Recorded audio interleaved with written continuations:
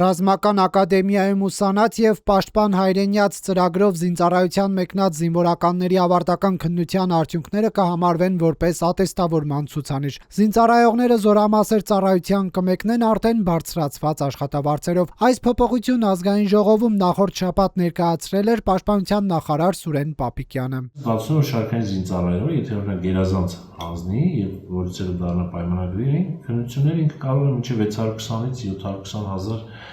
դրամ փող ստանալ։ Այս փոփոխությանը զուգահեռ Ֆակտոր TV-ին տևական ժամանակ է Հայաստանի զինված ուժերի թիկունքային ծառայողներից ահազանգեր է ստանում, որ ատեստավորման գործընթացը 3 տարի է ձգձգվում է։ Զինծառայողներից մեկն անանուն մնալու պայմանով մեզ փոխանցեց, որ որևէ հիմնավոր բացատրություն չի տրվում, թե ինչու են իրենք զրկված ատեստավորման հնարավորությունից։ Ըստ նրա, ոմանք անցել են ատեստավորման համար նախատեսված քննությունների մի մասը եւ սպասման մեջ են։ Պաշտպանության նախարարությունը Ֆակտոր TV-ի գրավոր հարցմանն ընդհանրական պատասխան է տվել, նշելով, որ ատեստավորման գործընթացը չի դադարեցվել։ Մենք հարցադրմամբ շեշտել էինք թիկունքայինների համար առաջացած խնդիրները, որոնց պաշտպանական գերատեսչությունն անդրադարձ չի կատարել։ Ազգային ժողովի պաշտպանության եւ անվտանգության հարցերի հանձնաժողովի անդամ քպական падգամավոր Արմեն Խաչատրյանը մինչդեռ նշում է, դիմողների առատության պայմաններում ծանրաբեռնվածության պատճառով է, որ որոշ զինծառայողների ատեստավորումը ձգձգում է։ Եղել են ստորաբաժանումներ, որոնց ատեստավորման հերթը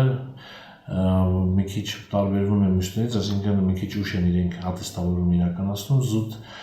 վարչարարական ծանրաբեռնվածության հետևանք է։ Հնարավոր է որ թիկունքային լինի, ես չգիտեմ խնդիրը ինչու՞ն է, բայց բնականաբար է առաջնահերթությունը նման դեպքերում տրվում է մարտական հերթապահություն իրականացնող զորամասերին եւ այլն, ես այդ տրամաբանությամբ եմ մտածում։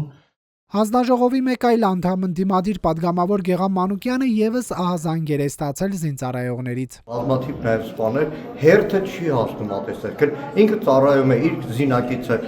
ենթադրենք անցել է ատեստացիա, նույն պաշտոնին է, նույն առաքելությունն է իրականացնում, բայց քանի որ հերթագրված է ավելի ուշ է ինքը ատեստացիա անցնելու, նշանակում է այդքան ամիս հավանական ավելի գումար չի ստանալ։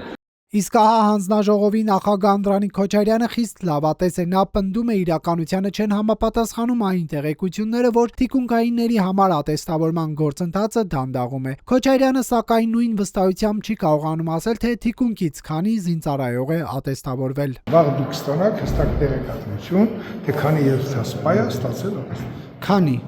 Հիմա այս բան TV չեմ կարող ասեմ, բայց վաղը հստակ դուք կիմանաք։ Ինչ է տեղի ունենալու, որ այսօր ինձ տեղեկատվություն պետք է փոխանցեմ բարձր։